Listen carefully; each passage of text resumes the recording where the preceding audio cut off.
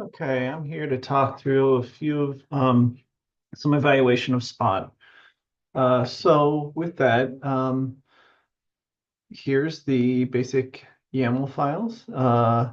Right here we have our define. We could define our user, which I think is always good to do. Even if there is a default, we should probably be specific about it.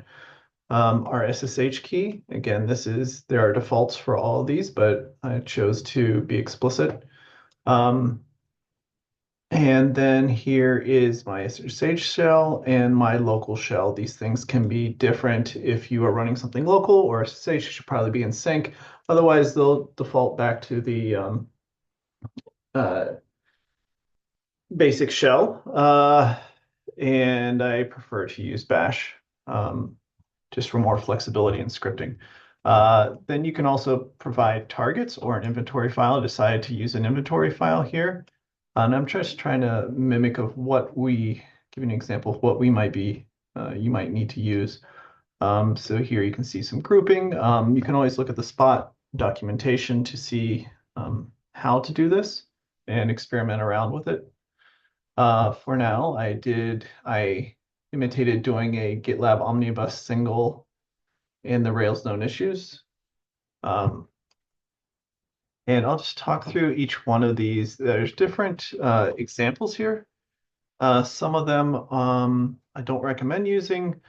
The ones at the end that we'll cover will be ones that are more of what I kind of recommend right now. But I just want to show some variation in my path through um, setting this up. So you can see here we have the name for our task and then some commands. So there's different ways to set up Spot. You can use these playbooks with a task and command setup. You can be a little more simple with it. I skewed towards using tasks for right now with a series of where each task will be correlated to a check that we want to do. And then these tasks can have one or many commands. And I felt like that fit for now the best. So this setup right here, I'm using a file-based approach to know how to trigger subsequent jobs. So the first check is to set up the actual condition of whether we need to do this or not. And this is based around what I see uh, right now we have is mostly version checking. So first thing I do is clean up any previous runs. Um, Take the version, and I'll show you how to run this in a minute. The environment variable can be provided on the command line, and then this is basically parsing it. If it's valid to do this check, we create a temp file, which then the actual check will use as a condition to know it needs to run. So with this condition on the next check satisfied, it will then run this check, which will then touch another file to declare there should be a warning. Um, After that's run, we will then have another check to say, okay, well, if the warning is found, display the warning. And then our final thing is to clean up the temp files. You can see this is a very verbose way to do it. I don't recommend this way, but it just shows some of the things that we can do here. Of things to note here is that I have to set the ignoring of errors to true. Else anything we do, say if this didn't wasn't satisfied, it would halt the entire execution or the rest of the playbook. So I just put that on by default now, even if I don't need it, because I want these things to run through. The errors are something more for if you were doing something with Spot, like deploying something, right? You would want it to halt during that execution. We don't care about that. We just want everything to run. So I set that to ignore the errors. I set sudo equals to true here because this reading of these files has to have sudo permissions. So that was necessary. Okay, on to the next. So then here's the next way of doing it. This is basically the same way, but the way I had the check before this here, it wasn't, of course, didn't fail for me because it was a real check, and my local installation didn't have that problem. Local meaning on GCP. So this is just one that will actually light up for me in the output that I could test around a little bit better. So we'll skip on to the next. Now, the next way to do it here is the enhanced, what I call the enhanced, that will leverage the condition to reduce the use of temp files. Um, so this still uses some of the temp files, but it reduces some of the need to set up the conditional to where before we were doing something like this, where we were setting up we were doing a whole command here just to set up the conditional to know whether to run it or not. Now we're not doing that. We're using the cond right here to say whether this should run or not. If this is satisfied as true, then this will run. It will create data in the fake warning file.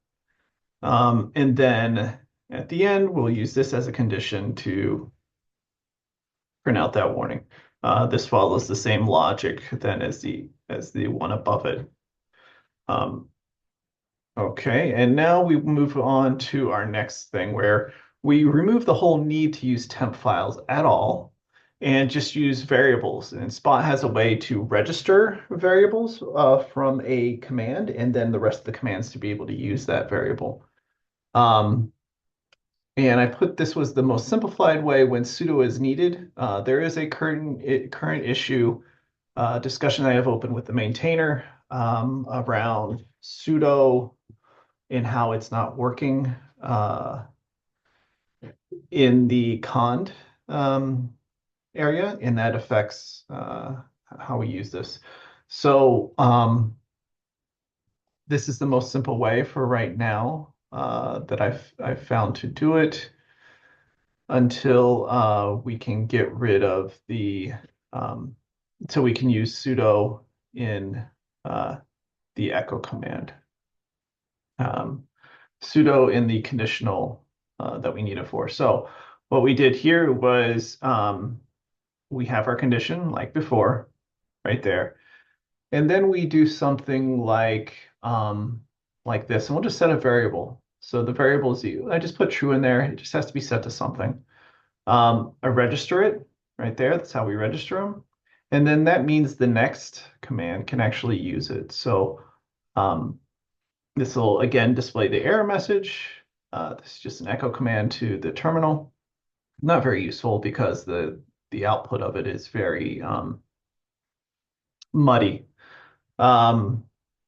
And the condition around that, as you can see, is that this is not blank.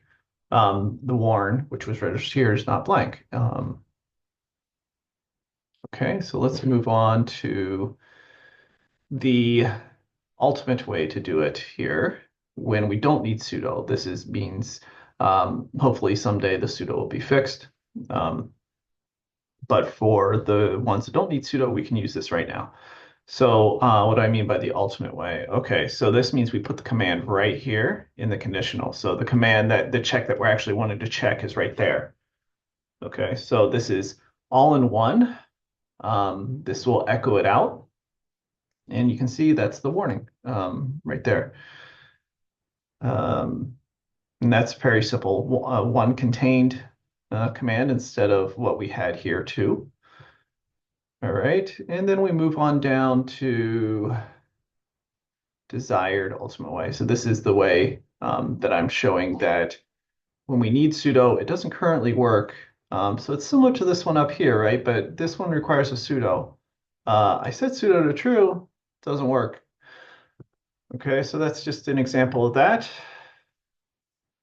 Okay, now we move on to the final thing, which is probably where we are, the final evolution for right now that I have, which is to output to a file for the report for a report, and then we'll create the final report. So what I did here was to combine everything else that we were talking about above into a concept here, which will then actually create a final report. So we're not going to be focused so much on the output to the user on the terminal, but the actual file, that the report file that is created later. All right, so we run the check and store the result. Okay, so as you can see here, we're just creating a JSON object. Um, very simple. I just put stuff in here that made sense to me right now. This can, of course, change. This is just for an example to get us started. I register this as a variable. So register as a variable. I'll talk about that in a second, why that's necessary to do it in that way. Ideally, if I weren't using a tool like this, I would probably just SSH over, cat that output into a local file all as one command and be done. Or I'd store it on a bunch of files on those remote servers, go collect them all at the end and pull them back, and then concatenate those files. But that's just not easily done right now with Spot. So what it does have is the ability to register variables. So I can register the variables on non-local hosts. So I'll do that. Then I can then use those variables even on my local host where it's running Spot and dump that data. So that's what I'm trying to use here. So this runs on the target of GitLab Rails. It will take all this output. It will then collect, and then we can collect. This will run local. As you can see, I put local true. So local true will mean it runs on the only on the host that is running Spot. And so that's where I need the report to be created at. So then we can combine all the data. So then I'm using that registered variable here. It has to be unique. And so if these end up running on multiple hosts, then we'll have to consider that uniqueness in those JSON data variables, or find a new way. This is just what I figured out for right now. I'll then dump this data into a temp file. I chose to dump it in a temp file instead of like into the final file because in case of these things running at the same time in the future or something like that, we could feasibly be opening this file at that final report file at the same time, and I don't want to get into that pattern. I'd rather just put them all into unique files on their own, and then we will see what we do in the next step. So here's one of them. I just did one more, same thing, just a different file, just to give us an idea what how the formatting is going to look in the final file and different outputs. So here's another one, and then I did one more doing the same thing. Okay. Then at the end, this will be the final job that runs. It creates the final report, and this will run on the local host. You can see I have local true here. I don't have any targets here, as you can see. I don't need any targets. It's all running local. So this will concatenate the files. So this basically looks at all the files, opens them up and dumps them at one time for one file open action to the final report file. Okay, and then we just clean up after ourselves, basically. Okay, and all these things are, I have to do a lot, like I was mentioning, the ignore errors, I have to do that because by default, these multi-line scripts, temporary scripts that are created with a set minus E. And as we know, set minus E, well, the ignore errors is more so things don't fail in the between commands, so it can run all the commands. The set minus E means that I can't have anything in here that fails. Anything in here that fails will fail. So not something I want to happen. So that's why I do things like, FV there, force it, that way if they don't exist, I don't care, type of thing. So that takes care of all of those, creates our final report file. Okay, so let's get down to actually running it and see what that looks like. Okay, so this is my local GCP host. You can see I have those. I'm just going to remove this file, start from scratch. Okay, good. And now I'm just going to run it like this. So you can run spot minus P to specify the playbook, else it is spot.yml. So minus P to specify the playbook. I'm not sure if we can do things like multiple playbooks, separate ones, combine them all in one. I haven't explored that yet. Hopefully we can, or hopefully there's some flexibility around there. So you can supply environment variables like this. So I supplied environment variable GitLab version, which we use. I set it to, this is how we set the value. I set to 16.0.0. We then parse it out to be 1600 as we saw in all of our conditionals, right? We parse that out right there. We parse that out so that we can just use simple greater than, less than logic here around it for now. So I do that. Here's the output of it. And as you can see, that was pretty quick. I mean, all the commands we're running right now are pretty simple. So it's pretty quick SSHing out. As you can see, like I said, the output here is not as good as Ansible. So I don't think it's, I think that's fine though, because I don't think we should be necessarily paying attention to this output. Um, I think we are going to have to rely for now on this output file to determine better failure concepts. Um, so you can just see, here's one task, and we can see, okay, it runs that multi-line script, the condition check. And then it runs the check for the known issue, and then it runs the warning message, and then it runs the cleanup, okay, and shows all that, and then it shows the timing for it. Okay. So it'll do things like that. The local host runs will show up as this color. Um, I guess that's nice. And then we can just look at the output. And here's the output for now. I believe in the future we'll probably want to create have the output file probably to display no matter what, meaning like it should display positive notification as well as error notification right now.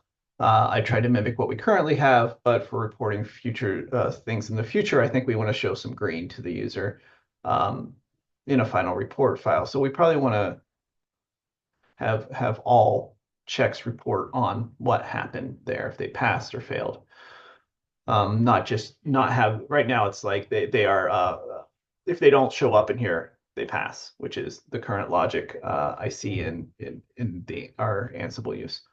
So there it is. Then we can take this output and parse it by something else and make some pretty HTML out of it or report somehow in the future.